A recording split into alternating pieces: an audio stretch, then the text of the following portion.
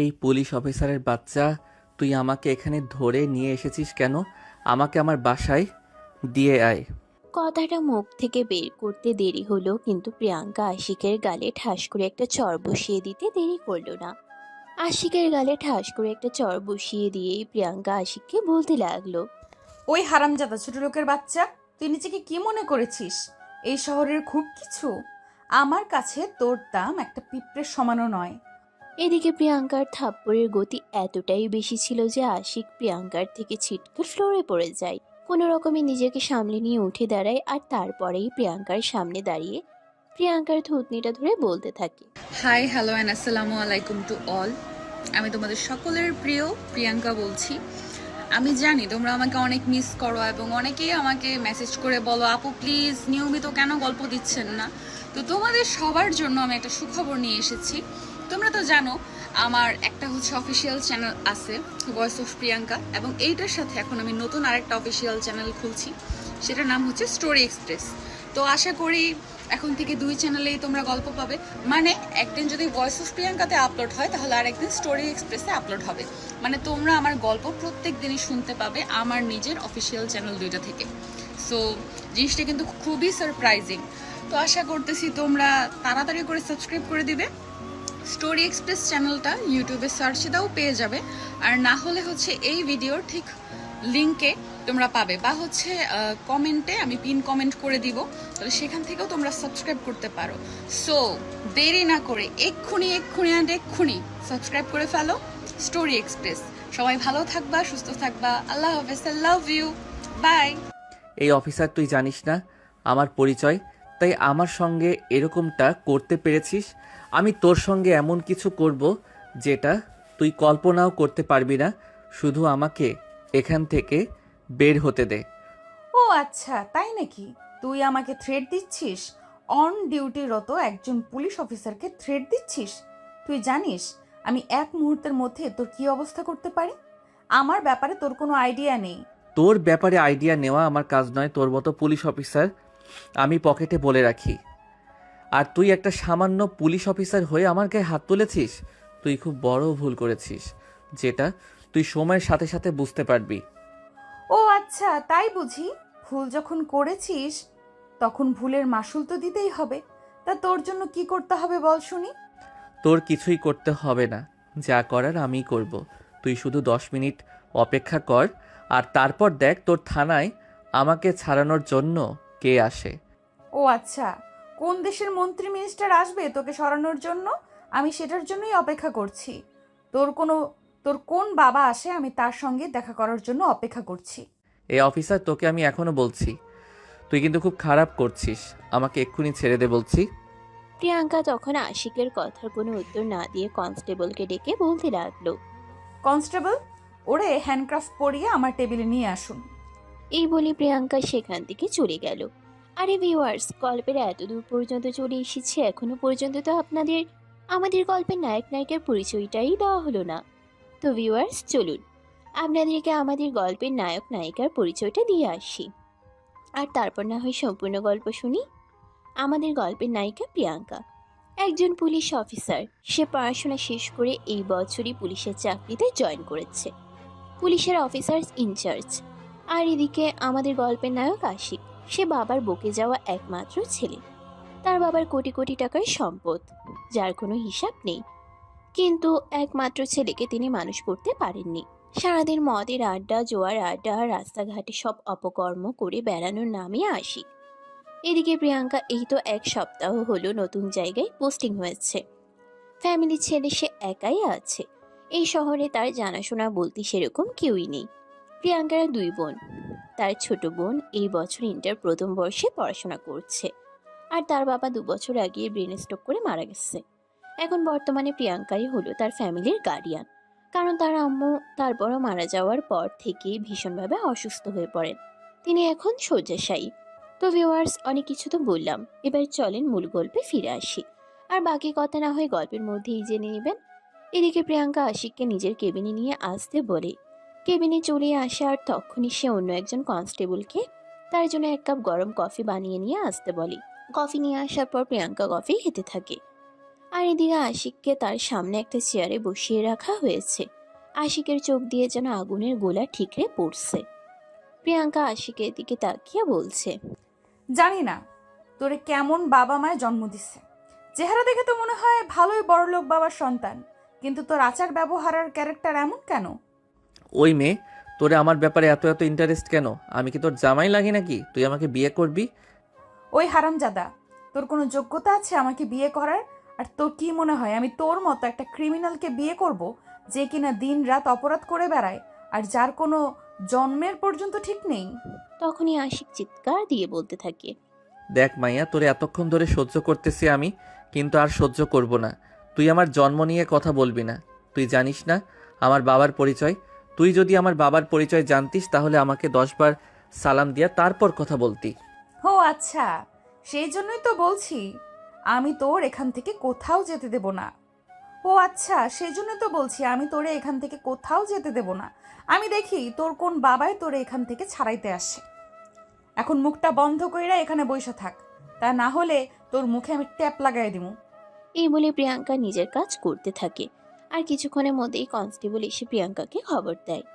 Madam, Raihan Chowdhury এসেছেন, আপনার সঙ্গে দেখা করতে চান। ওকে আমার কেবিনে পাঠিয়ে দিন। এবার সেই বুঝতে পারবি আমি কোন ধানের চাল। ও আচ্ছা, ঠিক আছে, দেখি তোর বাবায় কোন দেশের মন্ত্রী মিনিস্টার যাকে আমি ভয় পেয়ে চলতে হবে। আমি তোর বাবার সম্মুখীন হওয়ার জন্য প্রস্তুত, শুধু আসতে দে আমার সামনে।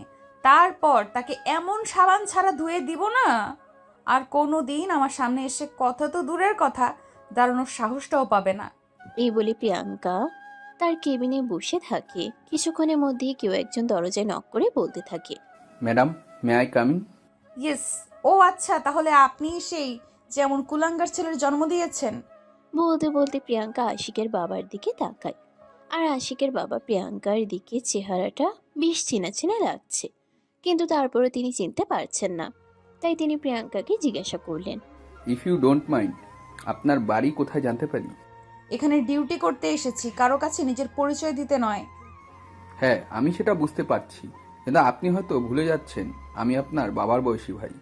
আমার সঙ্গে এরকম আচরণ করা থেকে বিরত থাকলে খুশি হব। আপনি আমার বাবার বয়সী এবং অন্য একজনের বাবা, তাই আপনাকে আমি যথেষ্ট রেসপেক্ট করি, কিন্তু এরকম কুলাঙ্গার ছেলের জন্ম দিয়েছেন, যার জন্য আপনাকে সম্মান দিয়ে কথা বলতেও আমার একটু রুচিতে বাধে। শোনো, এসে ফাদার হিসাবে তোমাকে একটা অ্যাডভাইস দিই, পাপকে ঘৃণা করো, পাপীকে নয়। আমি জানি আমার ছেলেকে আমি সুশিক্ষায় শিক্ষিত করতে পারিনি। ছেলেটাকে একটু বেশি আদর স্নেহ ভালোবাসা দিতে গিয়ে একটু বেশি মাথায় উঠিয়ে ফেলেছি, যার ফল আমাকে এখন ভোগ করতে হচ্ছে। যদি আমার ছেলেটাকে এতটা আদর স্নেহ ভালোবাসা না দিতাম তাহলে হয়তো আজ আমার এই দিন দেখতে হতো না। By the way, that your matter. আমার বাড়ি ময়মনসিংহের নেত্রকোনায়। কিছু মনে করো না, তোমাকে আমার চেনা চেনা লাগছে। তোমার বাবার নাম কি আয়মান? হ্যাঁ, কিন্তু আপনি আমার বাবাকে কিভাবে চিনেন? বাই দ্য ওয়ে, আপনি আমার বাবার পরিচিত বলে এরকমটা মনে করবেন না আমি আপনার ছেলেকে কোনো পানিশমেন্ট না দিয়ে এখান থেকে ছেড়ে দেব। আরে না, তুমি ভুল কিছু ভাবছো। আরে না, তুমি ভুল কিছু ভাবতেছো। আমি তোমাকে সেরকম কখনোই বলবো না। আমার ছেলে অপরাধ করেছে, অবশ্য তার শাস্তি পাওয়া উচিত। কিন্তু আমি তোমাকে একটা কথা বলতে চাই। আমি তোমার বাবার বন্ধু। আমি সেই ছোটবেলায় একবার তোমাদের বাড়িতে গিয়েছিলাম। তোমার কি মনে আছে? তখন তুমি ক্লাস 5-এ পড়তে। আমরা তোমাদের এলাকায় ঘুরতে গিয়েছিলাম, আর সেখানে গিয়ে তোমাদের বাড়িতে গিয়েছিলাম, আর তোমাদের বাড়িতে 3 দিন থেকে ছিলাম। প্রিয়াঙ্কা বেশ কিছুক্ষণ চুপ করে রইল, আর তারপরেই বলতে লাগলো, ও আচ্ছা, তাহলে আপনি সেই আঙ্কেল। আমি চিনতে পেরেছি, প্লিজ বসুন। আপনার সঙ্গে এতক্ষণ বেয়াদবি করার জন্য আমি দুঃখিত। না, ঠিক আছে। আসলে আমার ছেলেটা ছোটবেলায় তার মাকে হারিয়েছে। তারপর থেকেই একা একা মানুষ করেছি। ব্যবসার সংসার সামলাতে গিয়ে হিমশিম খেয়ে উঠেছি। ছেলেকে আমি প্রপার টাইম দিতে পারিনি, আর যার ফল আমাকে এখন ভোগ করতে হচ্ছে। I am so sorry uncle, আমি বুঝতে পারিনি। আপনার সঙ্গে এতক্ষণ যে কথাগুলো বললাম তার জন্য আমি সত্যিই আন্তরিকভাবে দুঃখিত। আপনি প্লিজ আমাকে ক্ষমা করে দেবেন। আমি আপনাকে এই কথাগুলো এইভাবে বলতে চাইনি। আসলে আপনার ছেলেকে আজ যেখান থেকে অ্যারেস্ট করেছি, আমি এই কথাগুলো না বলে পারছিলাম না। হ্যাঁ মা, আমি জানি আমার ছেলে অমানুষ বানিয়ে ফেলেছি, কিন্তু কি করব বলো? অ্যাজ এ ফাদার আমি তো আর তাকে মেরে ফেলতে পারি না। সে আমার সন্তান, তো তার ভালো মন্দ একবার করার দায়িত্ব আমার ছিল। কিন্তু এই মুহূর্তে আমি চারিদিক সামলে উঠতে পারছি না, আর ছেলের কথাও চিন্তা করতে গিয়ে দ্বিতীয় বিয়ে করিনি। আমি বুঝতে পেরেছি আঙ্কেল, আপনাকে হার্ট করার জন্য আমি দুঃখিত। প্লিজ আপনি আমাকে ক্ষমা করে দিবেন। এদিকে আশিক এতক্ষণ ধরে সব কিছুই চুপচাপ শুনছে। তখনই আশিকের বাবা আশিককে বলতে লাগলো, বাবা, তুই কি আর কোনোদিনও মানুষ হবি না? তোর জন্য আমি আর কত করব? আমি এইসব আর কিছু সহ্য করতে পারছি না। ব্যবসা ফেলে রেখে তোর পিছনে আমাকে ছুটে চলতে হয়। তুই তো এখন বড় হয়েছিস, এবার অন্তত নিজের ভালোটা নিজে বুঝতে শেখ। বাবা, আমি সেরকম কোনো কিছুই করিনি। তুমি এই মেয়ের কাছে কেন নত হয়ে কথা বলছো? ওর কত বড় সাহস তুমি জানো? ও আমার গায়ে হাত তুলেছে, আমি আর শেষ না দেখে ছাড়বো না। সে অন্যায় কিছু করেনি, সে অন্যায় কিছু করিনি। তুমি যেটা করেছো তার প্রাপ্য ফল তোমাকে দিয়েছি। তুমি যেটা যোগ্য সেটাই তুমি পেয়েছো। এখন ওকে দোষ দিয়ে তো কোনো লাভ নেই। বাবা, তুমি এই অফিসারের সামনে আমাকে অপমান করছো, এটা কিন্তু একদম ঠিক করছো না। তুমি জানো ও আমার গায়ে হাত তুলেছে, আর তারপরেও তুমি ওকে সাপোর্ট করে কথা বলছো। তুমি চুপ করো। তুমি যে কর্মকাণ্ডগুলো করে বেড়াও, তারপরেও তো মানুষ সামনে কথা বলতে তারপরেও তো মানুষের সামনে কথা বলতে আমার লজ্জা করে। আর সেখানে তুমি কেনা বলছো আমি কেন তার সঙ্গে নত হয়ে কথা বলছি? ওর শরীরে তো এখনো মানুষের রক্ত আছে। বিদায় তোমার সঙ্গে এখনো খারাপ কিছু করেনি। অন্য কেউ হলে তোমার সঙ্গে কি করতো আমি তো সেটাই ভেবে পাই না। ঠিক আছে আঙ্কেল, আপনি ওকে নিয়ে যান, আর একটু দেখে শুনে রাখবেন। আজও যা করেছে এটা যদি নেক্সট টাইম আবারও করে, তাহলে কিন্তু আমি আর ছেড়ে দেব না। আজ শুধু আপনি আমার বাবার সেই বন্ধু, যার জন্য আপনার ছেলেকে আমি ছেড়ে দিচ্ছি। কিন্তু এটাকে যদি আপনার ছেলে দুর্বলতা মনে করে, তাহলে কিন্তু তার কপালে খারাপ কিছু হয়ে যাবে। তখন কিন্তু আর আমার কিছুই করার থাকবে না। আচ্ছা ঠিক আছে মা, আমি চেষ্টা করব, কিন্তু কতটুকু পারবো সেটা বলতে পারছি না। বাই দ্য ওয়ে, তোমার বাবার ফোন নাম্বারটা দেওয়া যাবে আমাকে? আসলে তোমার বাবার ফোন নাম্বারটা আমার কাছে ছিল, কিন্তু ফোনটা চুরি হয়ে গেছে। তারপর নতুন ফোন নেওয়ার পর অনেক চেষ্টা করেছি তোমার বাবার সঙ্গে যোগাযোগ করার, কিন্তু আর পারিনি। ও আচ্ছা ঠিক আছে, 01739। ধন্যবাদ তোমাকে, আমি তাহলে আসি। এই কথা বলে আশিকের বাবা আশিককে নিয়ে থানা থেকে বের হয়ে যায়। আর এদিকে থানা থেকে বের হওয়ার পরে আশিক তার বাবাকে বলতে থাকে, বাবা, তুমি এই মেয়েটার সামনে কেন নষ্ট হয়ে কথা বললে? তুমি জানো এই মেয়েটা আমার সঙ্গে কতটা খারাপ আচরণ করেছে। এই দেখো, আমার গালে 5 আঙ্গুলের ছাপ বসিয়ে দিয়েছে। প্লিজ আশিক, অনেক হয়েছে। তুমি এখন বড় হয়েছো, বোঝার চেষ্টা করো। আমাকে আর কত পরেশানি দিবা? আমি এসব কিছু আর নিতে পারছি না। তোমার তো এখন বয়স হয়েছে, ব্যবসা সামলাতে পারতে।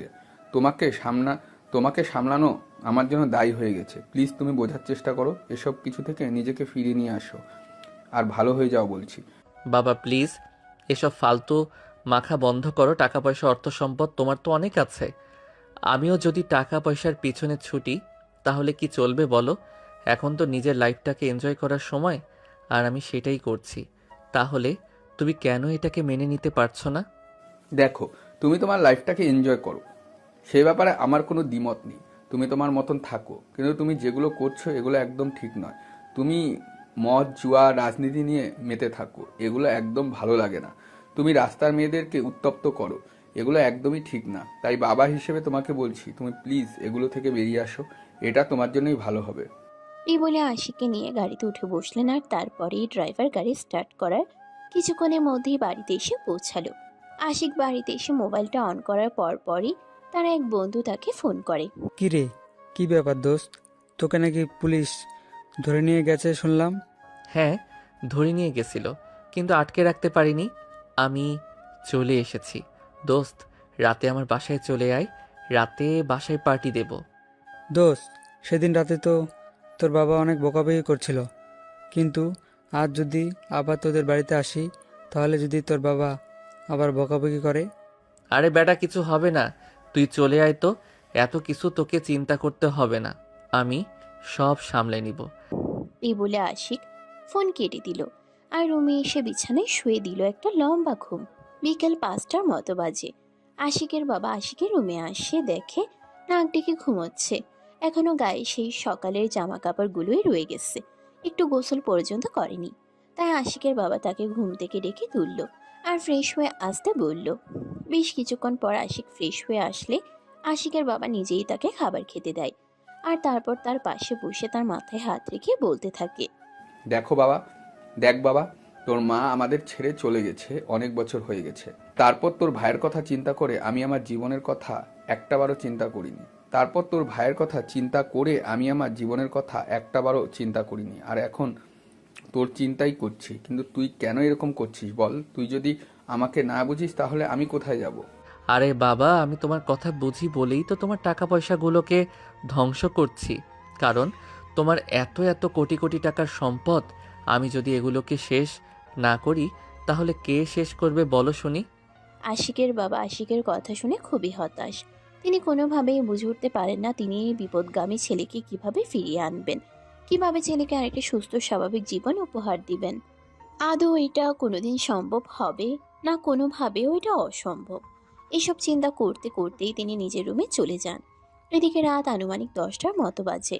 তখনই হঠাৎ আশিকের বাবার মনে পড়ল প্রিয়াঙ্কার কাছ থেকে তিনি প্রিয়াঙ্কার ফোন নাম্বার নিয়ে এসেছিলেন। একবার কল দিয়ে খোঁজ নেওয়া যাক। যেমন চিন্তা তেমনই কাজ। আশিকের বাবা মোবাইলটা বের করে প্রিয়াঙ্কার বাবার নাম্বারে ফোন দিলেন। দুইবার রিং হতে না হতেই প্রিয়াঙ্কার বাবা ফোনটা রিসিভ করলো আর অপর প্রান্ত থেকে বলতে লাগলো। আসসালামু আলাইকুম, কে বলছেন? ওয়ালাইকুম আসসালাম, আমি রায়হান চৌধুরী বলছি ঢাকা থেকে। আমায় চিনতে পারছিস? ও আচ্ছা দোস্ত, কেমন আছিস? বাই দ্য ওয়ে, তুই আমার ফোন নাম্বার কোথায় পেলি? আমি তো তোর আগের নাম্বারে অনেকবার ফোন দিয়েছিলাম, কিন্তু ফোন সুইচ অফ বলছিল, তাই পরে আর চেষ্টা করিনি। আসলে বেশ কয়েক বছর আগে আমার ওই ফোনটা চুরি হয়ে গেছিল। তারপর তোর সঙ্গে যোগাযোগ করার চেষ্টা করলেও আর করতে পারিনি। এর মধ্যে কাজের ব্যস্ততায় ছিলাম, তাই আর তোদের এলাকাতে যাওয়া হয়নি। যেখানে গিয়ে তোর সঙ্গে যোগাযোগ করতে পারিনি। বাই দ্য ওয়ে, কেমন আছিস? এই তো আলহামদুলিল্লাহ, আল্লাহর রহমতে ভালোই আছি। তোর কি অবস্থা সেইটাই বল। ভাবি আর বাচ্চা কেমন আছে? কি আর বলবো দোস্ত, তোর ভাবি তো প্রায় 10 বছর আগেই মারা গেছে।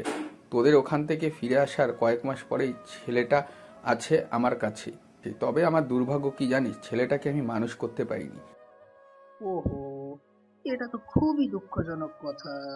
আবার ছেলে এখন কোথায় আছে? পড়াশোনা কি শেষ করে? আরে তুই যে কি বলিস না, পড়াশোনা শেষ করবে, ইন্টার পাস করার পর তো আর তার থেকে পড়াশোনাও কন্টিনিউ করতেই পারেনি। ভার্সিটিতে অ্যাডমিশন করেছিলাম, কিন্তু একদিনও ক্লাস করেনি। তোর মেয়ে তো মাশাল্লাহ বড় হয়ে গেছে, দেখতে একদম তোর মতোই হয়েছে। হ্যাঁ, কিন্তু তুই আমার মেয়েকে কোথায় পেলি? আরে ভূত, তোর মেয়ে যে পুলিশের চাকরি করে, সে বর্তমানে যে এলাকায় পোস্টিং পেয়েছে সেটাই আমার এলাকা। ও আচ্ছা আচ্ছা, তাহলে এই ব্যাপার। তাহলে তো ভালোই হলো। আবার আমার মেয়েটাকে একটু দেখে রাখিস। আমার মেয়েটা না আবার প্রচন্ড রাগী আর জেদি।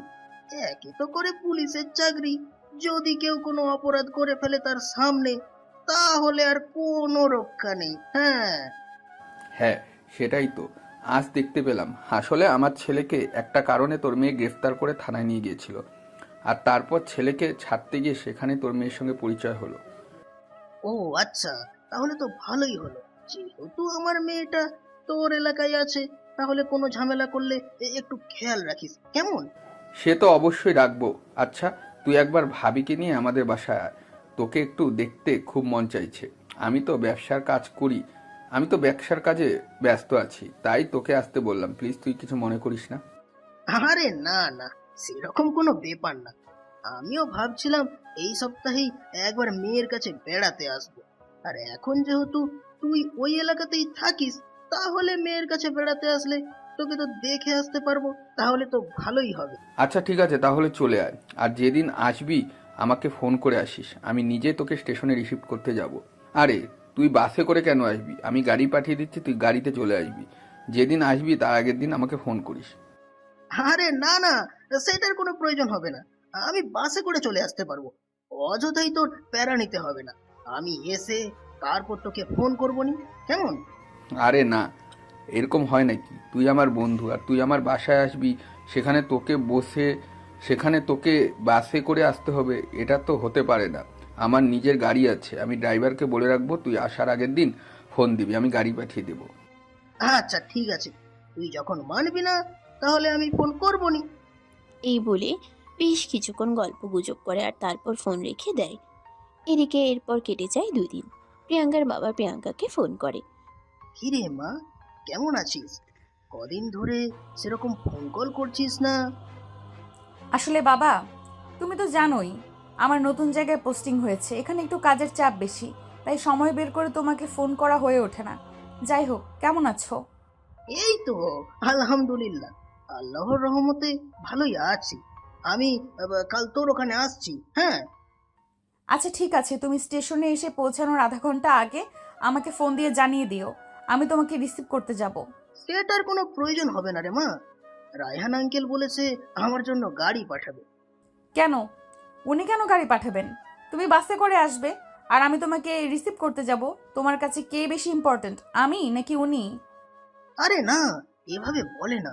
ও আমার ছোটবেলার বন্ধু। ওর সঙ্গে সেই ছোট্টবেলা থেকে আমার সম্পর্ক। এতদিন যোগাযোগ বন্ধ ছিল, তাই তার সঙ্গে সেভাবে কথা বলা হয়ে ওঠেনি। এখন আবার যোগাযোগ হয়েছে, তাই সে অনেক রিকোয়েস্ট করে বলেছে সে ড্রাইভার পাঠাবে গাড়ি দিয়ে, আমি যেন তার গাড়িতে করেই ঢাকায় পৌঁছাই। প্লিজ মা, তুমি মন খারাপ করিস না। আমি তোর বাবা, সারা জীবন তোর বাবা হয়েই থাকবো মা। আচ্ছা ঠিক আছে, সাবধানে আসবে, আর রাস্তায় কোনো সমস্যা হলে সঙ্গে সঙ্গেই আমাকে ফোন করবে। আচ্ছা ঠিক আছে। এই তো আমার লক্ষ্মী মেয়ের মতো কথা। আমি জানি আমার মেয়ে সবকিছুই বুঝবে এবং সবকিছুই নিজের মতো করে হ্যান্ডেল করবে। আচ্ছা, তাহলে রাখি আমি, হ্যাঁ? ভালো থাকিস আর নিজের খেয়াল রাখিস মা। ওকে বাবা, আচ্ছা ঠিক আছে। এই বলে প্রিয়াঙ্কা ফোন রেখে দিল। আর সেদিন রাতে আশিকের বাবা প্রিয়াঙ্কার বাবার জন্য তাদের বাড়িতে গাড়ি পাঠিয়ে দেয়। প্রিয়াঙ্কার বাবা পরের দিন সকালে ঢাকার উদ্দেশ্যে রওনা দেয়। ঢাকায় এসে পৌঁছাতে বিকেল 3টার মতো বেজে যায়। প্রিয়াঙ্কার বাবা গাড়িতে করে সোজা আশিকদের বাড়িতে চলে গেল। ওদিকে প্রিয়াঙ্কার ডিউটি শেষ হলো বিকেল 4টায়। তখনই প্রিয়াঙ্কা তার বাবাকে ফোন দিল। আসসালামু আলাইকুম বাবা, তুমি কোথায় আছো? এখনো এসে পৌঁছাওনি? আরে মা, আমি তো আরো প্রায় ঘন্টাখানেক আগে চলে এসেছি। ভাবছিলাম তোকে ফোন দেব, কিন্তু তুই ডিউটিতে আছিস, তাই তোকে আর ফোন করা হয়নি। তাহলে তুমি এতক্ষণ ধরে কোথায় আছো? আমাকে ফোন করনি কেন? বাসার চাবি তো আমার কাছে। আসলে মা, আমি তোকে বলেছিলাম না তোর আঙ্কেলের কথা, আমি তাদের বাসাতে এসে উঠেছি। ওরা তো আমাকে সোজা এখানে নিয়ে চলে এসেছে, তাই তোকে আর ফোন করা হয়ে ওঠেনি। মানে আমি বুঝলাম না, আমি তোমার মেয়ে, আমি তোমার কাছের মানুষ, নাকি ওরা? আমি তো সেটাই বুঝতে পারছি না। তুমি আমার বাসায় আসবে, আগে আমার সঙ্গে দেখা করবে, সেটা না করে তুমি অন্য আরেকজনের বাসায় চলে গিয়েছো কেন? তখনই আশিকের বাবা প্রিয়াঙ্কার বাবার কাছ থেকে ফোনটা নিলেন। আর তারপর তিনি নিজেই প্রিয়াঙ্কাকে বলতে লাগলেন। দেখো মা, তোমার বাবা এখানে আসতে চাইছে, আমি তাকে জোর করে এখানে নিয়ে এসেছি। সে বলেছিল তোমার বাসায় চলে যাবে, কিন্তু আমি ড্রাইভারকে বলেছি এখানে চলে আসতে। সোনা, তোমাকে একটা কথা বলি, আজ রাতে আমাদের বাড়িতে ডিনারের আয়োজন করা হয়েছে, তুমি ওখানে চলে এসো, সবাই মিলে একসঙ্গে খাওয়া দাওয়া করবো এবং আনন্দ করব। কিন্তু আঙ্কেল। আর কোনো কিন্তু নয় মা, আমি অ্যাড্রেস পাঠিয়ে দিচ্ছি তোমাকে মেসেজে, তুমি এক্ষুনি চলে আসো। বলে আশিকের বাবা ফোনটা কেটে দিলেন। আর কিছুক্ষণের মধ্যেই নিজের বাসার অ্যাড্রেস প্রিয়াঙ্কাকে মেসেজ করে পাঠিয়ে দিলেন। এদিকে প্রিয়াঙ্কাও আর কোনো উপায়ান্তর না দেখতে পেয়ে আশিকদের বাসায় চলে আসলো। প্রিয়াঙ্কা দরজার সামনে দাঁড়িয়ে কলিং বেল চাপ দেয়। তখনই আশিকদের বাসার কাজের মেয়েটা এসে দরজাটা খুলে দিল। প্রিয়াঙ্কা বাড়ির ভিতরে প্রবেশ করে অবাক। এটা তো দেখতে একদম একটা রাজপ্রাসাদের মতো বাড়ি। চারদিক অনেক সুন্দর করে পরিপাটি করে সাজানো, বিশাল ড্রয়িং রুম। আর ঠিক ওই মুহূর্তে আশিক সিঁড়ি দিয়ে নিচে নামছিল বাইরে কোথাও যাবে বলে। প্রিয়াঙ্কাকে দেখে আশিক বলে উঠল। কি ব্যাপার? পুলিশ অফিসার আজ সোজা আমার বাসায় কেন চলে আসলো? আজ তো আমি কোনো ক্রাইম করিনি। প্রেম করলেই কারোর বাসায় কেউ আসতে পারবে, সেটা তো কোনো হাদিসে লেখা নেই। আমার ইচ্ছে হয়েছে তাই এসেছি বাড়ি। আপনার আব্বু কোথায়? আব্বু মনে হয় ওনার নিজের রুমেই আছেন। ওনার রুমে কেউ একজন গেস্ট এসেছে। ওনার রুম, উনি ওনার সঙ্গেই কথা বলছেন। তবে এটা জানা হলো না আপনি কেন এসেছেন। আমার সব প্রশ্নের উত্তর সবাইকে দিতে রিপিট আমি সব প্রশ্নের উত্তর সবাইকে দিতে বাধ্য নই। I hope you better understand what I say. ওই বলে প্রিয়াঙ্কা সেখান থেকে উপরে চলে গেল। আর আশিকের বাবা রুম খুঁজে নিল। এদিকে আশিক বাসা থেকে বের হয়ে তার বন্ধুদের সঙ্গে আড্ডা দিতে চলে আসে ক্লাবে। কিন্তু আশিকের মন পড়ে আছে বাসায়। ওই পুলিশ অফিসার আজ কেন আবার তার বাসায় এসেছে? নিশ্চিত কোনো ঝামেলা পাকাবে, এটা দিয়েই আশিক চিন্তা করছিল। তখনই তার বন্ধু তাকে বলতে লাগলো। কি ব্যাপার দোস্ত, কি হয়েছে? তোকে এমন চিন্তিত দেখাচ্ছে কেন? তুই কি কোনো বিষয় নিয়ে চিন্তায় আছিস? বল। আরে না দোস্ত, সেরকম কোনো ব্যাপার নয়, তবে ব্যাপারটা একটু চিন্তারও। তুই তো জানিস আমাদের থানায় নতুন একজন অফিসার এসেছে, মেয়ে। সেদিন যে আমাকে অ্যারেস্ট করে নিয়ে গিয়েছিল থানায়, ও হ্যাঁ, মনে পড়েছে। কিন্তু এখন কি হয়েছে সেটা বল। ওই মেয়েটা আজ আবার আমাদের বাড়িতে এসেছে বাবার সঙ্গে দেখা করতে। কি যেন এসেছে, আমি সেটাই বুঝতে পারছি না। কাম অন দোস্ত, এতে চিন্তা করার কিছু নেই। যা ইচ্ছা তাই হয়ে যাক না কেন, তোর এত চিন্তা করার কি আছে? ওই মেয়ে যদি তোকে অ্যারেস্ট করে আবারও থানায় নিয়ে যায়, তখন তো আবার তোর বাবাই তোকে ছাড়িয়ে নিয়ে আসবে। তাহলে এত চিন্তা করছিস কেন বল শুনি। ব্যাপারটা সেরকম নয়। বাসায় ঢোকার পরে আমার সঙ্গে তার দেখা হয়েছিল। আমি তাকে জিজ্ঞাসা করেছিলাম, কিন্তু সে আমার কথার কোনো উত্তর দেয়নি। তাই একটু বেশি টেনশন হচ্ছে। আরে ভাই, এসব বালে চিন্তা বাদ দে তো, যা হয় হবে। এত চিন্তা করার কিছু নেই। দোস্ত চল, এখন আমরা এখান থেকে বের হয়ে যাই। আমাদের ক্লাবের পাশেই যে আরেকটা নাইট ক্লাব আছে না, ওখানে আজ রাতে ডিস্কো পার্টি হবে। নতুন নতুন কিছু ডান্সার এসেছে, ওখানে ওদের সঙ্গে মজা করবো রাতে। ওকে ঠিক আছে, চল তাহলে সেখানেই যাই। আমার এসব চিন্তা করতে একদমই ভালো লাগছে না। নিজেকে একটু রিফ্রেশমেন্ট উপহার দিতে চাই। এই বলে আশিক তার বন্ধু সেখান থেকে চলে গেল। ক্লাবে বেশ কিছুক্ষণ সময় কাটানো ইতিমধ্যে ক্লাবের পার্টি শুরু হয়ে গেছে। আশিক আর তার বন্ধুরা ইচ্ছামতো ড্রিঙ্কস করছে, কিন্তু আশিকের মাথা থেকে ওই চিন্তাটা কোনোভাবেই যাচ্ছে না। প্রিয়াঙ্কা কেন তাদের বাড়িতে এসেছে, তাই সে তার বন্ধুদের কোনো কিছু না বলে নাইট ক্লাব থেকে বের হয়ে সোজা বাসায় চলে আসলো। কিন্তু সে এতটাই বেশি ড্রিঙ্ক করে ফেলেছিল যে একদম তালমাতাল অবস্থা। ড্রাইভার তাকে কোনো রকমে বাসা পর্যন্ত নিয়ে আসে। প্রিয়াঙ্কার বাবা আর আশিকের বাবা তিনজনে ড্রয়িং রুমে বসে গল্প করছিল। রাত তখন 12টা। তখনই হঠাৎ করে কলিং বেলের আওয়াজ শুনে আশিকের বাবা উঠে যেতে চাইছিল সেখান থেকে, কারণ তিনি জানেন এই মুহূর্তে তার ছেলে ছাড়া অন্য কেউ আসতে পারে না। আর ঠিক তখনই প্রিয়াঙ্কাকে থামিয়ে দিয়ে বলল, আরে আঙ্কেল, আপনি কোথায় যাচ্ছেন? আপনাকে কোথাও যেতে হবে না, আমি যাচ্ছি। আমি দেখছি কে এসেছে, আপনারা দুজন গল্প করুন। এই বলে প্রিয়াঙ্কা সেখান থেকে উঠে গিয়ে দরজাটা খুলে দিল। আর তখনই দেখতে পেল আশিক একদম মাতাল অবস্থায় রয়েছে। ড্রাইভার তাকে ধরে রেখেছে। কোনো রকম প্রিয়াঙ্কা তখনই রেগে গিয়ে বলতে লাগলো, আর এটা মানুষ নাকি অন্য কিছু, আমি তো সেটাই বুঝতে পারছি না। মানুষ এতটা মাতাল হতে পারে যে নিজের ব্যালেন্স হারিয়ে ফেলে? তখনই পিছন থেকে আশিকের বাবা বলতে থাকে, এর জন্যই আমি তোমাকে বলেছিলাম এখানে আসার কোনো প্রয়োজন নেই। তুমি যাও তোমার বাবার সঙ্গে গিয়ে বোঝো। আমি আশিককে তার রুমে পৌঁছে দিব, তারপর আসছি। কোনো সমস্যা নেই আঙ্কেল। আপনি চান, আপনি বাবার সাথে বসে গল্প করুন, আমি আপনার ছেলেকে তার রুমে পৌঁছে দিচ্ছি। এই বলে প্রিয়াঙ্কা আশিকের হাত ধরে তাকে সিঁড়ি দিয়ে উপরে নিয়ে যেতে লাগলো। আর সবটাই আশিকের বাবা আর প্রিয়াঙ্কার বাবা ড্রয়িং রুমে বসে বসে দেখছিলেন। আশিক বারবার মাতাল হয়ে প্রিয়াঙ্কার গায়ের উপরে ঢলে পড়ছিল, কিন্তু তারপরেও প্রিয়াঙ্কা যথেষ্ট শক্তি সামর্থ্যবান একটা মেয়ে। যেহেতু পুলিশের চাকরি করে, তাই তাকে সামাল দিয়ে তার রুম পর্যন্ত নিয়ে আসলো। বিছানার উপর শুয়ে দিয়ে প্রিয়াঙ্কা যেই না সোজা উঠে দাঁড়াতে চাইছিল, তখন আশিক প্রিয়াঙ্কার হাত ধরে একটা টান দিয়ে প্রিয়াঙ্কাকে নিজের বুকের সঙ্গে মিশিয়ে নিল। আর ওই মুহূর্তেই প্রিয়াঙ্কার ঠোঁট দুটো একদম আশিকের দুই ঠোঁটের ভিতর ঢুকে গেল। প্রিয়াঙ্কা কোনো কিছু বুঝে ওঠার আগে আশিক তার দুই ঠোঁটে ইচ্ছে মতো চুমু খেতে লাগলো। প্রায় 2 মিনিট চুমু খাওয়ার পর প্রিয়াঙ্কা নিজের শরীরের সমস্ত শক্তি দিয়ে আশিকের থেকে নিজেকে ছাড়িয়ে নেয়। আর তারপরে রুম থেকে বের হয়ে চলে যেতে চাইছিল। আর ঠিক তখনই পিছন থেকে শুনতে পায়, ওই জান পাখি, চলে যাচ্ছ কেন? তোমার আদর খেতে খুব ইচ্ছে করছে। আসো না, তোমায় একটু আদর করি। তুই এখন মাতাল অবস্থায় আছিস আর আমি তোর বাড়িতে আছি, তাই এখন তোকে কিছু বললাম না। কাল সকাল হোক, তারপর দেখ তোর কি অবস্থা আমি করি। আমাকে এভাবে জড়িয়ে ধরে চুমু খাওয়া, তাই না? তোর ওই ঠোঁটে যদি আমি আগুনের ছ্যাঁকানা দিয়েছি, তাহলে আমার নাম প্রিয়াঙ্কা নয়। এই বলে প্রিয়াঙ্কা দরজাটা বাইরের দিক থেকে আটকে দিয়ে রুম থেকে বের হয়ে চলে গেল।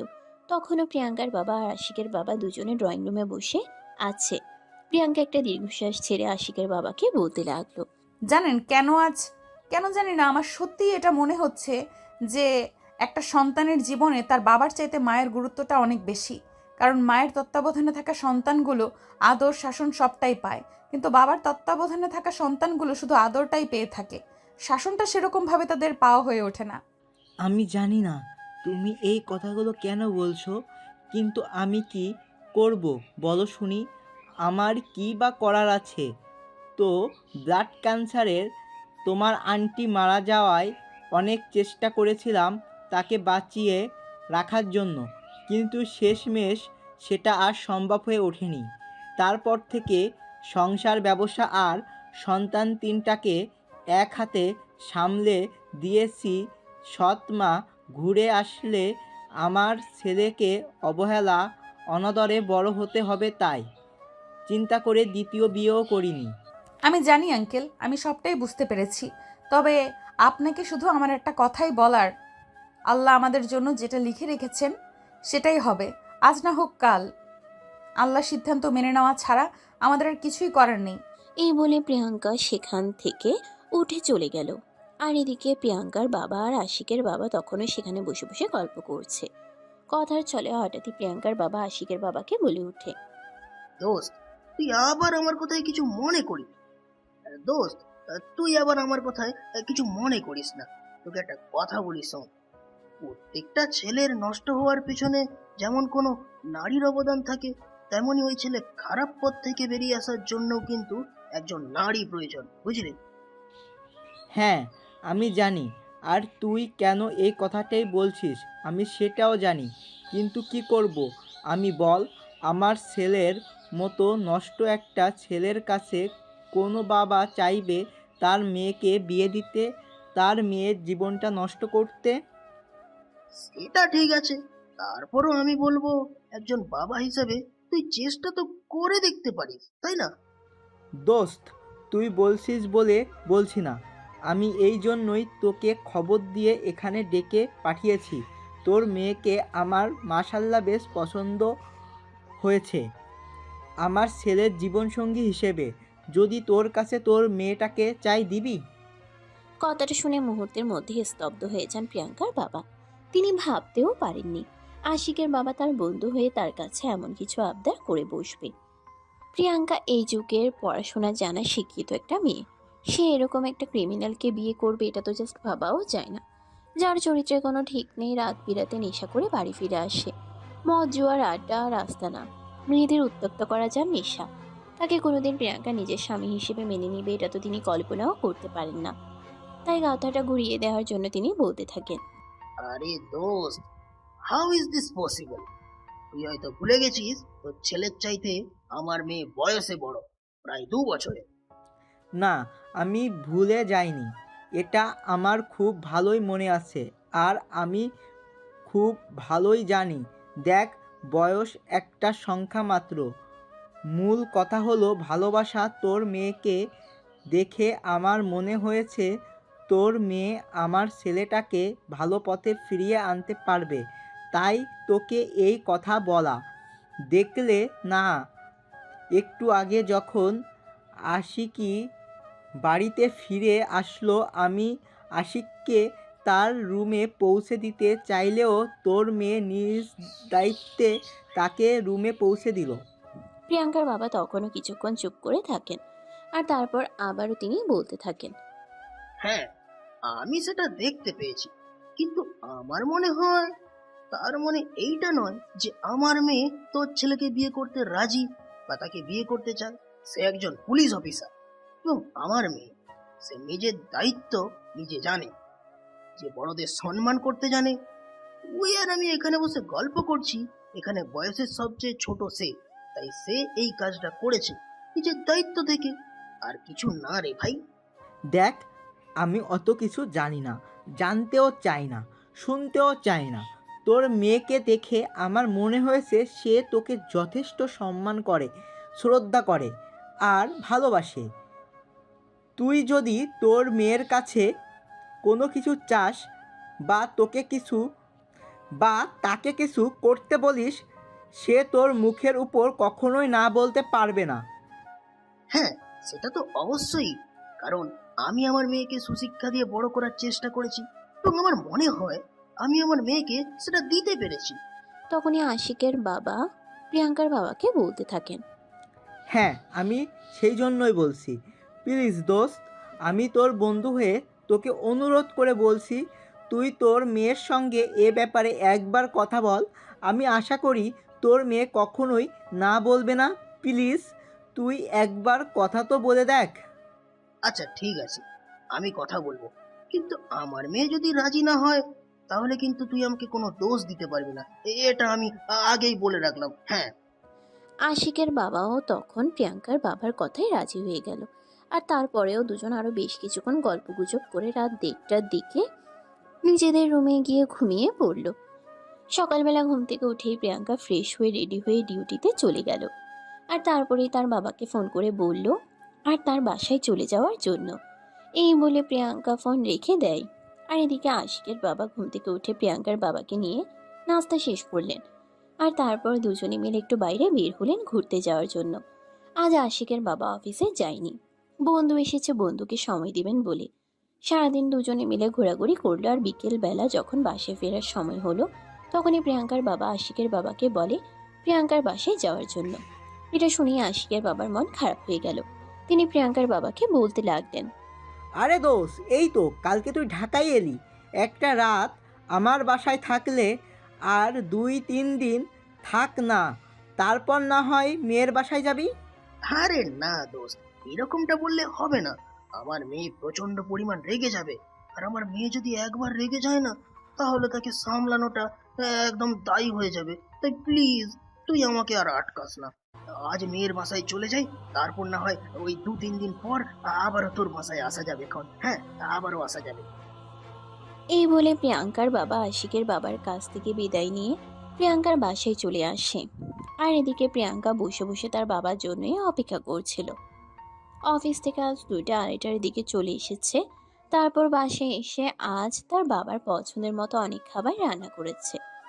রাতের বেলা বাবা মেয়ে একসঙ্গে খাবার টেবিলে বসেছে, খাবার খাওয়া শুরু করেছে। তখনই হঠাৎ করে প্রিয়াঙ্কার বাবা প্রিয়াঙ্কাকে বলতে লাগলো, মা, তোকে একটা কথা বলতে চাই।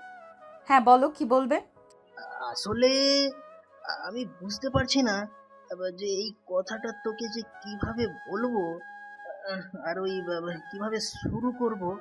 এত কিছু চিন্তা করার কি আছে বাবা, বলো তুমি কি বলবে। আহ, আসলে পড়াশোনা তো তুই শেষ করেছিস, চাকরি বাকরিও করছিস। এবার একটু নিজের ব্যাপারে কিছু চিন্তা ভাবনা কর। নিজের ব্যাপারে আর কি চিন্তা করব বাবা, পড়াশোনা শেষ করলাম, পুলিশের চাকরি করছি, আর কি চাই জীবনে। না না, আসলে আমি এসব কিছুই বলতে চাই না তোমাকে। আমি যদি তোমাকে তোমার পার্সোনাল লাইফের কথা চিন্তা করতে বলেছি, বয়স তো তোমার যথেষ্টই হয়েছে, এবার তো একটু সংসারী হও মা। বাবা তুমি জানো আমি এখন এসব কিছু নিয়ে চিন্তা করছি না। তাছাড়া আমি বিয়ে করতেও চাই না, আমি তোমাদের নিয়ে ভালো থাকতে চাই। কেন তোমরা কি চাও না আমি তোমাদের কাছে থাকি? দেখো মা, মেয়েদের বাবাদের যদি সাধ্য থাকতো তাহলে তারা তাদের মেয়েকে কখনোই বিয়ে দিত না, নিজের কাছেই রেখে দিত। দেখো দেখো বা, টাকা পয়সা অর্থ সম্পদের জন্য কেউ কখনো বিয়ে করে না। জীবনে একজন সঠিক মানুষ আর জীবনের শেষ সময়ে পাশে থাকার জন্য কাউকে প্রয়োজন, আর সেই জন্যই মানুষ বিয়ে করে। বাবা আমি সিরিয়াসলি ওইসব কথা এখন ভাবছি না, যখন প্রয়োজন হবে তখন আমি নিজেই তোমাদের বলবো। তাই প্লিজ এসব ফালতু কথা বলে আমাকে কোনো লাভ নেই। ও আচ্ছা, বুঝতে পেরেছি। তুই এখন বড় হয়েছিস তো, তাই আমাদের কথা আর তোর ভালো লাগবে না। ঠিক আছে, তুই যেটা ভালো মনে করিস সেটাই কর। তবে আমি বেঁচে থাকতে মনে হয় মেয়ের জামাই আর নাতি নাতনির মুখ দেখে যেতে পারবো না রে। বাবা হয়েছে, থাক, আর কথা বলতে হবে না। তুমি যখন আমার কথা রাখবেই না, তখন আমি কালকেই এখান থেকে চলে যাব, আর কখনো তোর সঙ্গে কোনো কথা বলবো না। তুমি কেন এমন করছো আমি সেটা বুঝতে পারছি না। তুমি তোমার লক্ষ্মী বাবা, তুমি তো চাও তোমার মেয়ে সব সময় ভালো থাকুক, নিজের স্বপ্ন পূরণ করুক, তাহলে আজ কেন তুমি এমন করছো? আমি সব সময় তোর কথা ভাবি, তোর কথা চিন্তা করি। দেখ, তোর ছোট বোনেরও বিয়ের বয়স হয়ে গেছে, তাকেও তো বিয়ে দিতে হবে। এখন তোকে রেখে তো আর তাকে বিয়ে দিতে পারবো না। তাছাড়া তুই তো জানিস সে একটা ছেলেকে পছন্দ করে, আর ওই ছেলেও বিয়ে করতে চাইছে। হ্যাঁ, এটা তো খুবই ভালো খবর। ঠিক আছে, কোনো সমস্যা নেই, বিয়ের দিন তারিখ ফাইনাল হলে আমাকে জানিয়ে দিও, আমি ছুটি নিয়ে চলে যাব। আরে বাবা, আমি তোকে কেন এটা বোঝাতে পারছি না যে আগে তোর বিয়ে করতে হবে।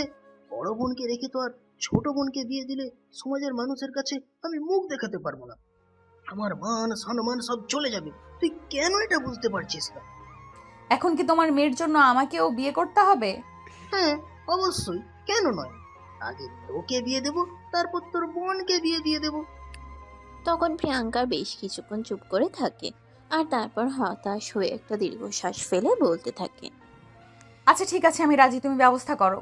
আর হ্যাঁ, একটা কথা বলে রাখি, বিয়ের আগে ছেলের ব্যাপারে একটু ভালোভাবে খোঁজ খবর নিয়ে নিও। বিয়ের পর যদি আমি জানতে পারি ওই ছেলের চরিত্রের সমস্যা আছে, তাহলে যে ওই ছেলের কি অবস্থা আমি করব, সেটা তো তুমি খুব ভালো করেই জানো। হ্যাঁ, আমি খুব ভালো করেই জানি সেটা। তবে আমার অপরিচিত কারোর সঙ্গে তোমাকে আমি বিয়ে দেব না। আমার চেনা চেনা আছে এমন একজন ছেলের সঙ্গে তোমাকে বিয়ে দেব। তোমার চিন্তার কোনো কারণ নেই। মানে তুমি কার কথা বলতে চাইছো? আমি কিছু বুঝতে পারছি না। তখনই প্রিয়াঙ্কার বাবা আশিকের ব্যাপারে প্রিয়াঙ্কার সঙ্গে কথা বলেন। আশিকের কথা শুনে প্রিয়াঙ্কার মেজাজ একদম গরম হয়ে গেল। সে একটু রাগী দৃষ্টি নিয়ে তার বাবার দিকে তাকিয়ে বলতে লাগলো। আমি বুঝতে পারছি, ওই লোকটা তোমার মাথায় এসব গোবর মার্কা বুদ্ধি দেওয়ার জন্যই তোমাকে ওই বাড়িতে ডেকে নিয়েছিল, তাই না? তুমি ভাবলে কি করে ওর মতো একটা ক্রিমিনালকে আমি বিয়ে করব?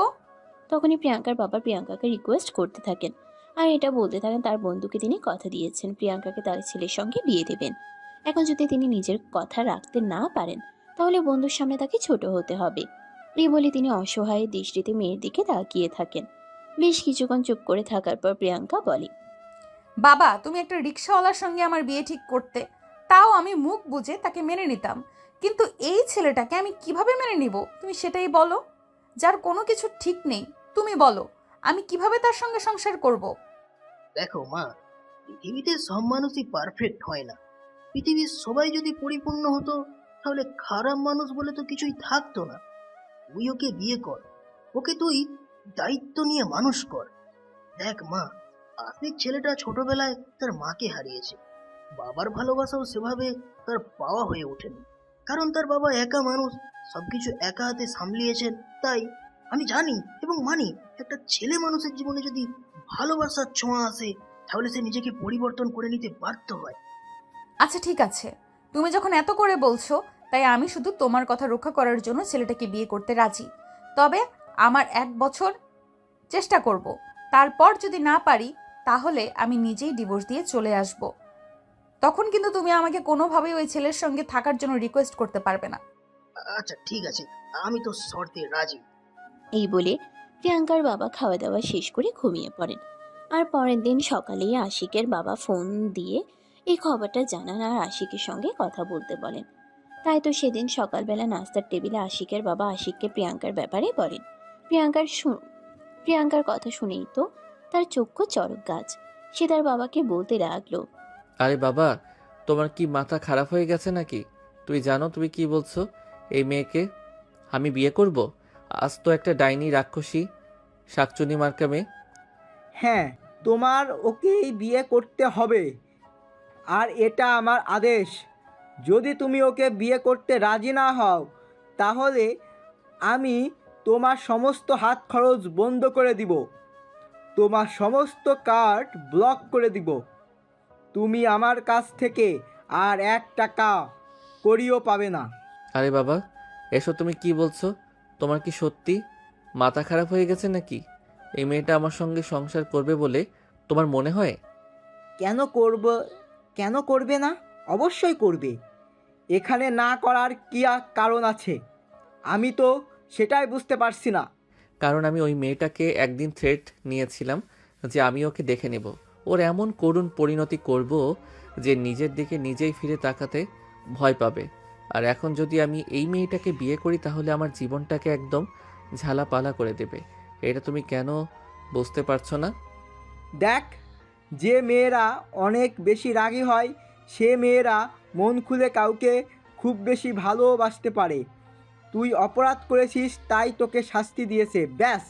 শাস্তি দেওয়ার কথা বলেছে, কিন্তু তার মানে এই নয় যে মেয়েটা পাথর। তার মনেও কিন্তু ভালোবাসা আছে, কিন্তু সেটা লুকায়িত। তুই মেয়েটার সঙ্গে একটু মেলামেশা কর, দেখবি মেয়েটা মন থেকে সত্যি অনেক ভালো। আর তুই নিজেকে একটু পরিবর্তন করার চেষ্টা কর। তুই তো জানিস তোর নিজের সম্পর্কে। তোর কি মনে হয় কোনো সাধারণ মেয়ে তোকে বিয়ে করতে চাইবে? কে আমাকে বিয়ে করতে চাইবে, কে আমাকে বিয়ে করতে চাইবে না, আমি সেই সব কিছু নিয়ে যে চিন্তাও করি না, এটা তো তুমি জানো। তাই প্লিজ আমাকে সব প্যারা দিও না। আমি আমার মতো একটু স্বাধীনভাবে বেঁচে থাকতে চাই। ঠিক আছে, তাহলে তুই তোর মতো স্বাধীনভাবে বেঁচে থাক, আমি তোকে কিছু বলবো না। তবে তুই আমার থেকে 1 টাকাও পাবি না, এটাই কিন্তু আমার শেষ কথা। এই বলে আশিকের বাবা ডাইনিং টেবিল থেকে উঠে চলে যেতে চাইছিল, আর ঠিক তখনই আশিক পিছন থেকে তার বাবাকে বলতে লাগলো। আচ্ছা ঠিক আছে, আমি রাজি। আশিকের বাবা তখন বলেন আলহামদুলিল্লাহ। এই বলে তিনি সেদিনই প্রিয়াঙ্কার বাবার সঙ্গে কথা বলেন এবং আশিক প্রিয়াঙ্কার বিয়ের ডেট ফাইনালের সিদ্ধান্তে পৌঁছান। ওদিকে প্রিয়াঙ্কা ছিল ফ্যামিলির বড় মেয়ে, তার ছোট একটা বোন আছে, তাই এভাবে তারা শহরে হুট করে বিয়ের কাজ সেরে নিতে পারে না। তাই প্রিয়াঙ্কার বাবা আশিকের বাবাকে বলেন, দেখ, প্রিয়াঙ্কা আমার বড় মেয়ে। আমাদের বাড়িতে অনেক আত্মীয় স্বজন আছে। আমার মা বাবাও বেঁচে আছে। আমি তো তাদেরকে ফেলে রেখে এখানে একা একা মেয়ের বিয়ে দিতে পারি না। তাই তোদেরকে একটু কষ্ট করে আমাদের গ্রামের বাড়িতে যেতে হবে, আর প্রিয়াঙ্কার বিয়ের অনুষ্ঠান সেখানেই হবে। সেখান থেকেই তোর পুত্রবধূকে তুই নিয়ে আসতে পারবি। এই কথা শুনে আশিকের বাবা প্রিয়াঙ্কার বাবাকে বলেন, আচ্ছা ঠিক আছে, কোনো সমস্যা নেই, আমি তার প্রস্তাবে রাজি আছি। তাছাড়া গ্রামে বিয়ের অনুষ্ঠানে আমার খুব ভালো লাগে। আমার কোনো সমস্যা নেই গ্রামে গিয়ে আমার পুত্রবধূকে আমার বাড়িতে নিয়ে আসতে। তারপরেই প্রিয়াঙ্কা ছুটি নিয়ে গ্রামের বাড়িতে চলে গেল। আর 3 দিনের মধ্যেই তাদের বিয়ের সমস্ত আনুষ্ঠানিকতা শেষ করে প্রিয়াঙ্কাকে বউ সাজিয়ে নিজের গাড়িতে নিয়ে আসে আশিক। এদিকে আশিকদের বাড়ি শহরে, তো আশিক শহরে পরিবেশের বড় হয়েছে, তাই গ্রামের পরিবেশে বিয়ের অনুষ্ঠান তার সেরকম একটা ভালো লাগেনি। তাই সে সিদ্ধান্ত নিয়েছে শহরের বাড়িতে বিশাল বড় করে ধুমধাম করে বিয়ের অনুষ্ঠানের আয়োজন করবে। তার বাবাও তার কথাই রাজি হয়ে যায়, কারণ একমাত্র ছেলের বিয়ে বলে কথা। তাছাড়া তিনি শহরে যথেষ্ট অনেক বড় বড় লোকদের সঙ্গে তার চেনা জানা আর পরিচয় আছে। তাই তিনি ছেলের বিয়েতে নিজের পরিচয় সবাইকে ইনভাইট করতে চান। সে আশা মনে নিয়েই ছেলের বিয়ের অনুষ্ঠানের আয়োজন করেন। এদিকে রাত 11টা বাজে। প্রিয়াঙ্কা আশিকের রুমে নতুন বউয়ের সাথে বসে আছে। আশিকের রুমটা আজ আরো অনেক বেশি সুন্দর লাগছে, কারণ সারা রুম কাঁচা ফুল দিয়ে সাজানো হয়েছে। ফুলের গন্ধে সারা রুম মোমো করছে। বেশ কিছুক্ষণ পরেই আশিক রুমে প্রবেশ করে, আর তারপরে মাথা থেকে পাগড়িটা খুলে রেখে ওয়ার্ড্রপে ড্রয়ার খুলে একটা সিগারেটের প্যাকেট হাতে নেয় আর একটা লাইটার। তখনই প্রিয়াঙ্কা বিছানা থেকে নেমে এসে খপ করে তার হাত থেকে সিগারেটের প্যাকেটটা ছিনিয়ে নেয় আর বলতে থাকে, কই হারামজাদা, তোর কত বড় সাহস! আমি তোর সাহস দেখে অবাক না হয়ে পারছি না। আমি একজন পুলিশ অফিসার, তারপর এখন তোর বিয়ে করা বউ তোর রুমের ভেতরে বসে আছি, আর তুই আমাকে রেখে কিভাবে সাহস পেলি সিগারেটের প্যাকেট নিয়ে বাইরে গিয়ে সিগারেট খাওয়ার? আরে পাগল নাকি, মাথা খারাপ? আমার রুমের ভিতরে আমি যা ইচ্ছা তাই করবো, এতে আমি কারোর কোনো সমস্যা হলে সেটা দেখতে পারবো না। আর হ্যাঁ, এই যে মিস, শোনেন, আমি শুধু আমার বাবার কথাই আপনাকে বিয়ে করেছি, কিন্তু তার মানে এই নয় যে আপনি আমার ব্যক্তিগত জীবনে হস্তক্ষেপ করবেন আর আমি সেটা মুখে বলছি সহ্য করে নেব। ও আচ্ছা, তাই বুঝি। তাহলে তোর কেন এরকমটা মনে হলো? আমি একজন পুলিশ অফিসার হয়ে তোর মতো একটা ছেলেকে বিয়ে করেছি, আর তার উপর আবার তোর এই সব কিছু আমি সহ্য করব? এটা তুই ভাবলি কি করে বল তো শুনি? এখানে এত কিছু ভাবাভাবির কি আছে? আমি তো সেটাই বুঝতে পারছি না। আপনাকে বিয়ে করেছি ঠিক আছে, কিন্তু তার মানে এই নয় আমি আমার জীবনের উপর আপনাকে অধিকার খাটাতে দেব। আচ্ছা ঠিক আছে, আমিও শুধু আমার বাবার কথাতেই তোকে বিয়ে করেছি। এখন আমিও তাহলে দেখে নিব তুই কিভাবে আমার সামনে দাঁড়িয়ে আমার ইচ্ছের মতো চলাফেরা না করে তোর ইচ্ছে মতো চলাফেরা করতে পারিস। আর তুই মিস কাকে বললি? আমি তোর বিয়ে করা বউ। তোর নামটা কি যেন? আশিক চৌধুরী, তাই না? আজ থেকে আমি প্রিয়াঙ্কা থেকে প্রিয়াঙ্কা চৌধুরী হয়ে গেলাম। দেখুন, এসব ফালতু আমার একদম ভালো লাগছে না।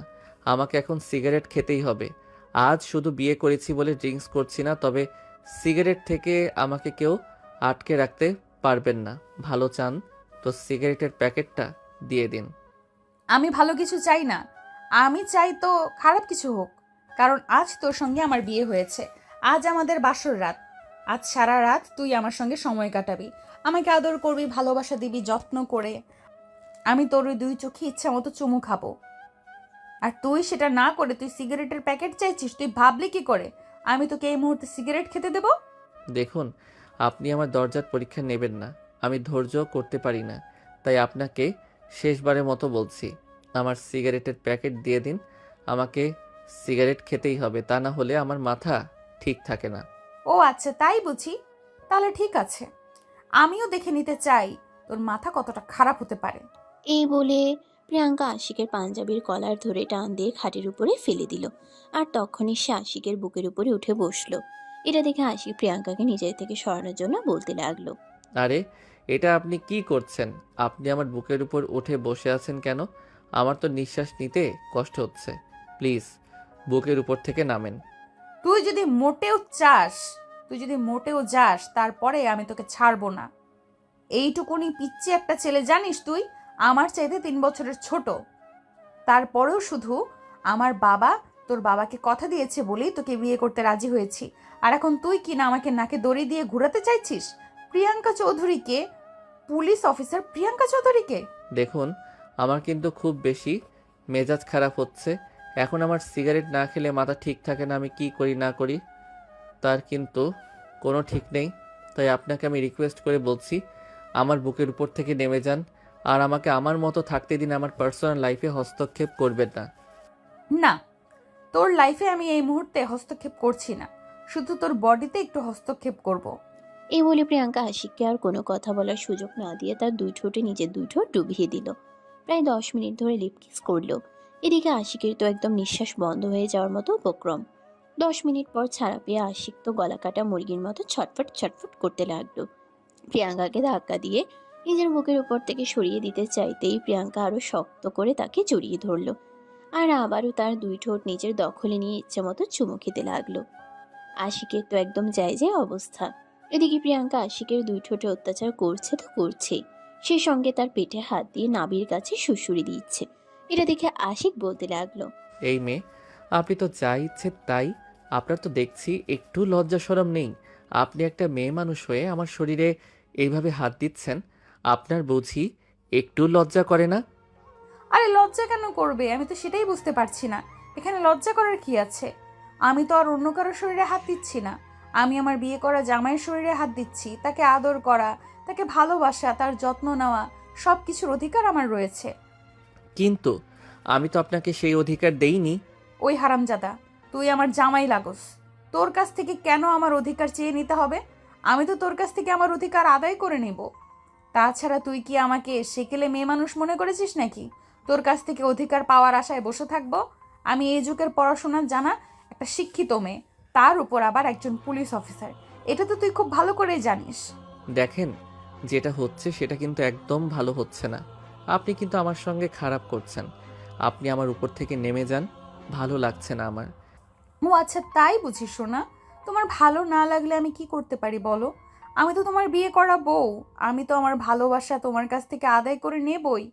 তুমি চাও কিছু না বলো না কেন, আমি কোনো কথা শুনবো না। এই বলে প্রিয়াঙ্কা আশিকের সারা শরীরে ভালোবাসার স্পর্শ দিতে থাকে আর উন্মাদের মতো চুমু খেতে থাকে। প্রিয়াঙ্কার স্পর্শ পেয়ে আশিক আর নিজেকে ঠিক রাখতে পারছিল না, কারণ সে একজন পুরুষ মানুষ। এমনিতেই মেয়েদের প্রতি তার একটু অন্যরকম আকর্ষণ কাজ করে, তার উপর আবার আজ একটা মেয়ে নিজের থেকেই তার সঙ্গে এইসব কিছু করছে, তাহলে সে আর নিজেকে কিভাবে ধরে রাখবে? অবশেষে বাধ্য হয়ে সেও প্রিয়াঙ্কার সঙ্গে রেসপন্স করতে লাগলো। আর এভাবেই চলতে লাগলো বেশ কিছুক্ষণ সময়। আশিককেও প্রিয়াঙ্কার সঙ্গে রেসপন্স করতে দেখে প্রিয়াঙ্কার গতি যেন আরো বেড়ে গেল, আর সে আরো গভীরভাবে আশিককে ভালোবাসা দিতে শুরু করলো। আর এভাবেই দুজন ভালোবাসার মহাসমুদ্রে হারিয়ে গেল। সারা রাত ধরে চলল তাদের এই ভালোবাসার আদান প্রদান পর্ব। আশিক বারবার প্রিয়াঙ্কাকে নিজের কাছ থেকে সরিয়ে দিতে চাইলেও প্রিয়াঙ্কা জোর করেই তার উপর নিজের অধিকার খাটাতে লাগলো। একদম ভোর 4টার দিকে আশিক প্রিয়াঙ্কাকে নিজে থেকে ছাড়াতে সক্ষম হয়। আর এদিকে প্রিয়াঙ্কা তখনই আশিককে বলতে থাকে, আরে ওই বিছানায় এভাবে নেতিয়ে শুয়ে পড়েছিস কেন? যা ফ্রেশ হয়ে আয়, তারপর আমার সঙ্গে মর্নিং ওয়াক করার জন্য বের হবি। আরে পাগল পাইছে নাকি? আমি কখনো এত সকালে ঘুম থেকে উঠি না। আর এখন কি না আমি তোমার মর্নিং ওয়াক করার জন্য? দেখ, কবে কি করেছিস না করেছিস সে ব্যাপারে আমি কোনো কিছুই জানতে চাই না, আর কোনো কিছু জানার কোনো আগ্রহও আমার নেই। তবে এখন থেকে যতদিন আমি এই বাড়িতে থাকছি ততদিন পর্যন্ত তোকে আমার মতো করেই চলতে হবে। ঠিক যেইভাবে আমি চালাবো ঠিক সেইভাবেই। এখানে আমি তোর কোনো কথাই শুনবো না, আর তোর কোনো কথা শোনার ইচ্ছে আগ্রহ কোনোটাই আমার নেই। তাই যেটা বলছি চুপচাপ সেটা মেনে নিয়ে তাড়াতাড়ি করে ফ্রেশ হয়ে আয়। এই বলে প্রিয়াঙ্কা বিছানা থেকে নেমে গিয়ে ওয়াশরুমে ঢুকে যায় আর তারপর ফ্রেশ হয়ে এসে দেখে আশিক তখনও বিছানায় শুয়ে আছে, এমনকি ঘুমের রাজত্ব করতে চলে গেছে।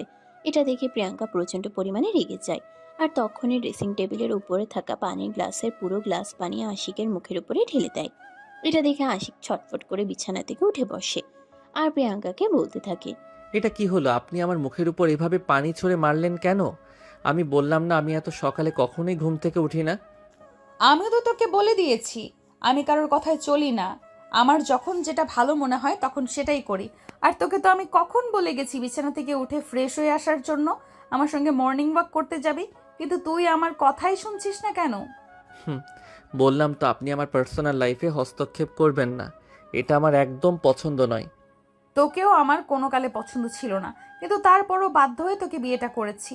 তো এমন কিছু করবি না যাতে আমি আরো হার্ড হওয়ার জন্য বাধ্য হয়ে যাই। এই বলে আশিক বিছানা থেকে উঠতে না চাইলেও প্রিয়াঙ্কা তাকে টেনে হিঁচড়ে বিছানা থেকে নামালো আর তারপর ওয়াশরুমে ঢুকিয়ে দিল।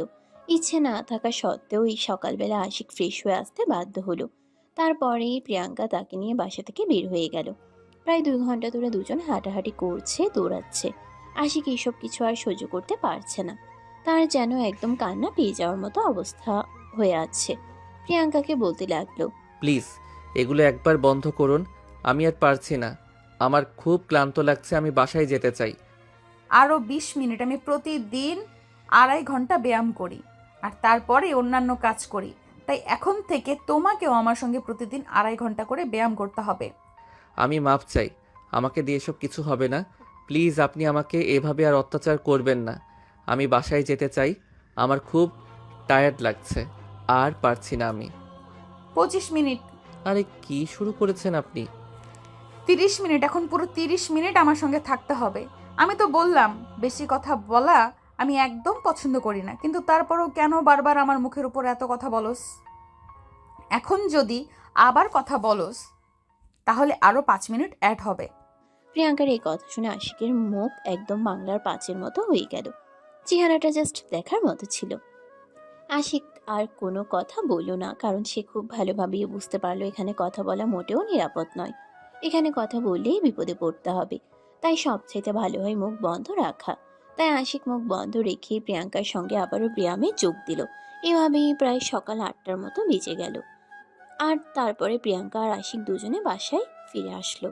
আশিক বাসায় এসে সোজা বেডরুমে চলে গেল আর বিছানায় শুয়ে লম্বা একটা ঘুম দিল। এদিকে প্রিয়াঙ্কা বাসায় আসা মাত্রই কিচেনে ঢুকে গেল নিজের হাতে সবার জন্য নাস্তা বানানোর জন্য।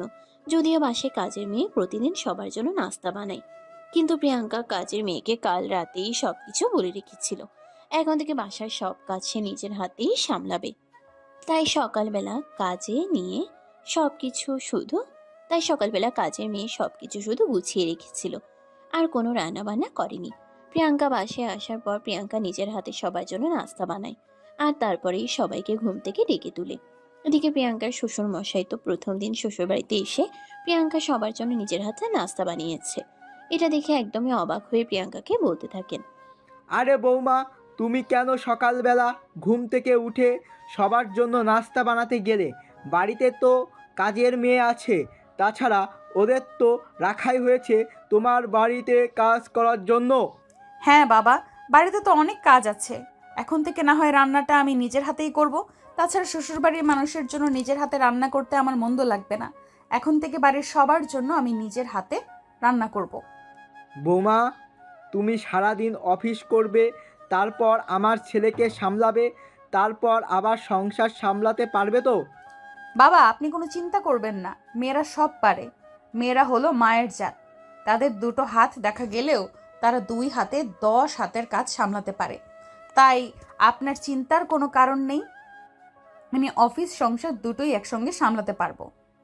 এই বলে প্রিয়াঙ্কা তার শ্বশুরের প্লেটে নাস্তা তুলে দিল আর তারপরে সে নিজেদের রুমে চলে গেল আশিককে ঘুম থেকে ডেকে তোলার জন্য।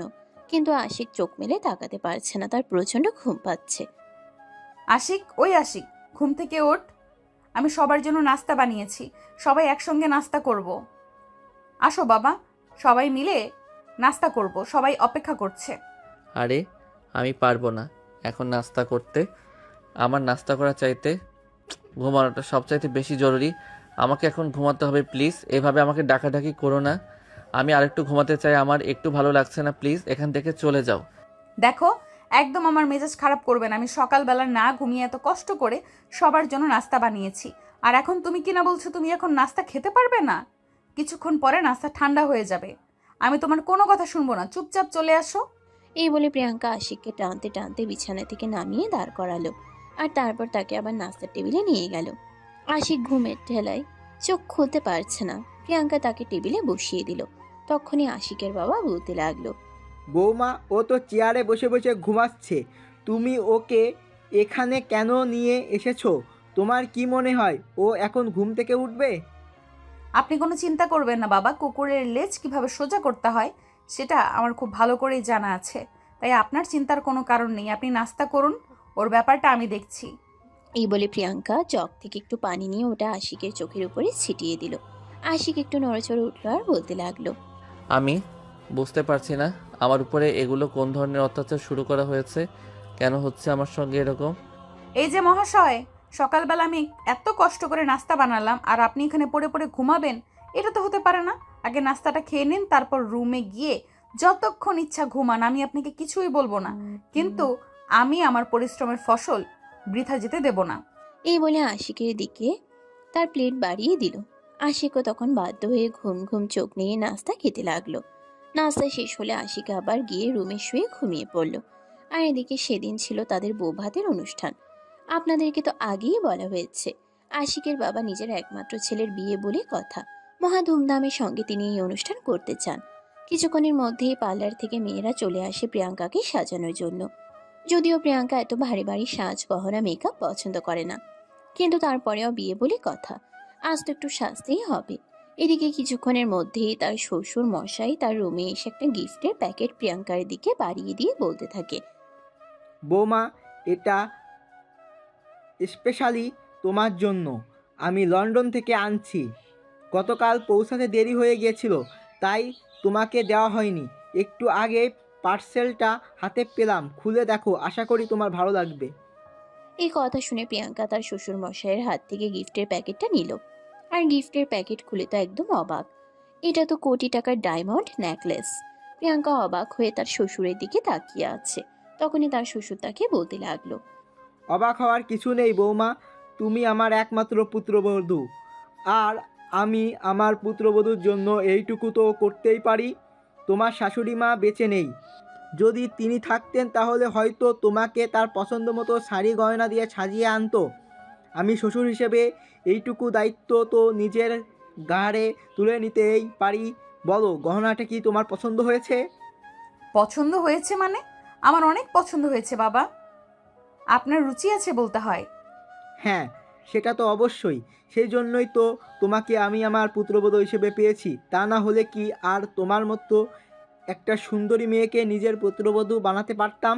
কথাটা শুনে প্রিয়াঙ্কা একটু লজ্জা পায় আর মুচকি হাসি দিয়ে নিজের মাথাটা নিচু করে নেয়। প্রিয়াঙ্কার মাথায় হাত রেখে আশিকের বাবা তখন বলতে থাকেন, লজ্জা পাওয়ার কিছুই নেই বৌমা, আমি তোমার আরেকটা বাবা বলতে পারো। তাছাড়া আমার সয় সম্পত্তি যা কিছু রয়েছে সব কিছু তো তোমাদের দুজনেরই। আর সবচেয়ে বড় কথা, আমি আমার জীবনের সবচাইতে মূল্যবান সম্পদটাকে তোমার হাতে তুলে দিয়েছি। তোমার কাছে আমার একটাই চাওয়া, তুমি আমার সেই মূল্যবান সম্পদটাকে দেখে রেখো। প্রিয়াঙ্কা তখন তার শ্বশুর মশাইয়ের হাত দুটো ধরে বলতে থাকে, আপনি কোনো চিন্তা করবেন না বাবা, আমি যখন কোনো একটা দায়িত্ব নেই তখন সেটা যত্ন সহকারেই পালন করি। আর আমি তো আপনার ছেলেকে বিয়ে করেছি, তার বিবাহিত স্ত্রী, তাকে সঠিক পথে ফিরিয়ে নিয়ে আসা আমার দায়িত্ব এবং কর্তব্য। আপনি শুধু আমার জন্য দোয়া করবেন, দেখবেন ইনশাল্লাহ আমি সব কিছু জয় করতে পারবো। তোমার জন্য আমার দেওয়া সব সময় থাকবে, তোমার জন্য আমার দোয়া সব সময় থাকবে। আমি চাই তোমরা দুজন সব সময় খুব ভালো থেকো। রুম থেকে বের হয়ে চলে গেলেন। আর এদিকে প্রিয়াঙ্কাদের বাড়ির মেহমানরাও চলে এসেছে। কিছুক্ষণের মধ্যেই বৌভাতের অনুষ্ঠান শুরু হয়ে গেল। সবাই একসঙ্গে অনেক আনন্দ উল্লাস করলো, সময় কাটালো। দেখতে দেখতে অনুষ্ঠান প্রায় শেষ পর্যায়ে। প্রিয়াঙ্কার বাবা, বোন আর আত্মীয় স্বজন সবাই চলে যাবে তখনই প্রিয়াঙ্কার বাবা আশিককে নিজের কাছে ডেকে নিলেন। আর তারপরে প্রিয়াঙ্কা আর আশিকের হাত দুটো একত্র করে বলতে লাগলেন, দেখো, তোমাদের কাছে আমাদের আর কিছুই চাওয়ার নেই। শুধু এইটুকু কথা বলি, আমাদের বন্ধুত্বের মর্যাদাটা রেখো, যেন এমন না হয় তোমাদের জন্য আমাদের বন্ধুত্বের সম্পর্ক নষ্ট হয়। এটা মনে রেখো প্লিজ।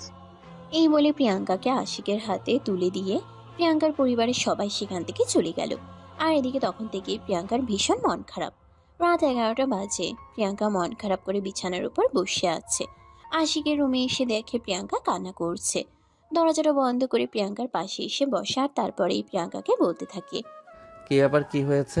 আমার লক্ষ্মী বউটা কান্না করছে কেন? বাড়ির সবার জন্য খুব মন খারাপ করছে। সবাই আমাকে রেখে চলে গেল। 1-2 জন তো থেকে যেতে পারতো। মন খারাপ করে না, আমরা তো কিছুদিন পর তাদের এখানে আবার ঘুরতে যাব, তাহলে মন খারাপ করার কি আছে? কিন্তু তারপরেও মেয়ে মানুষের জীবনের নতুন অধ্যায়ের সূচনা হলে পরিবারের মানুষজনদের পাশে থাকাটা খুব জরুরি। আমি তো আছি তোমার পাশে, চিন্তা করো না, সব ঠিক হয়ে যাবে। আর তুমি খুব ভালো থাকবে, শুধু আমার উপর ভরসা রেখো। আমি তো তোমার বাবাকে কথা দিয়েছি তোমাকে ভালোবেসে ভালো রাখবো। আমি আমার কথা রক্ষা করতে যা করতে হয় তাই করব। ও আচ্ছা, তাই বুঝি। তুমি কবে থেকে এতটা দায়িত্ববান হয়ে গেলে? যখন থেকে তোমার জামাই হয়েছি। তাই বুঝি। তাই এই বলেই আশিক প্রিয়াঙ্কাকে টান দিয়ে নিজের বুকের সঙ্গে মিশিয়ে নিয়ে প্রিয়াঙ্কার চোখের জল মুছে দেয়। আর তারপর তার কপালে আলতো করে একটা চুমু এঁকে দেয়। এভাবেই শুরু হয় তাদের দুষ্টু মিষ্টি একটা ভালোবাসার গল্প। সুপ্রিয় ভিউয়ার্স, আমাদের আজকের গল্পটা এই পর্যন্তই ছিল। গল্পটা আপনাদের কাছে কেমন লেগেছে ছোট্ট একটা কমেন্টে জানাবেন।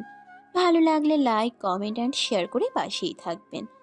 ধন্যবাদ সবাইকে। আল্লাহ হাফেজ। সমাপ্ত।